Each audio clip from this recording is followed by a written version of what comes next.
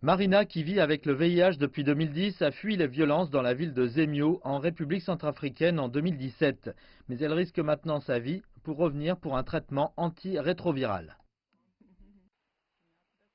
Avant, j'étais forte et en bonne santé avec le traitement. En raison de la violence, j'ai dû fuir aussi la RDC. Nous n'avions rien à manger, c'était très difficile. Je ne pouvais pas prendre mes pilules. C'est à ce moment-là que je suis redevenue malade. La charge virale est devenue très élevée. La ville isolée de Zemio, déchirée par le conflit, a la prévalence du VIH la plus élevée de la RCA, avec le triple de la moyenne du pays, où les jeunes filles et les travailleurs du sexe font partie des populations vulnérables vivant avec le VIH.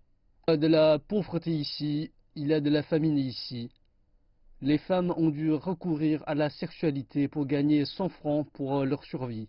L'ONU-SIDA rapporte que chaque semaine, environ 6000 jeunes femmes âgées de 15 à 24 ans sont affectées par le VIH.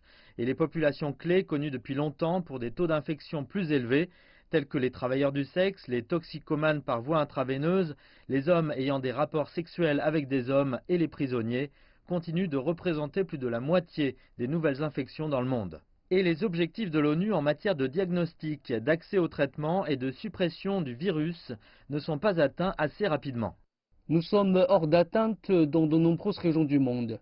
Par exemple, l'Afrique orientale et australe, qui est la plus touchée par la maladie, a fait beaucoup de progrès et elle est en train de faire progresser la réponse que nous avons. Cependant, les autres pays qui ont des populations clés plus importantes et difficiles à traiter sont ceux qui doivent aller de l'avant et intensifier leurs interventions. L'Europe de l'Est et l'Asie centrale, qui représentent 95% des nouvelles infections, sont les plus préoccupantes. Mais il y a de bonnes nouvelles. Le nombre de décès liés au sida a été réduit de moitié depuis 2000 pour atteindre environ 770 000. Le nombre de nouvelles infections est en baisse et le nombre de personnes ayant accès à un traitement antirétroviral a atteint 24,5 millions. Le problème est que les gains réalisés au cours des dernières décennies sont devenus moins importants.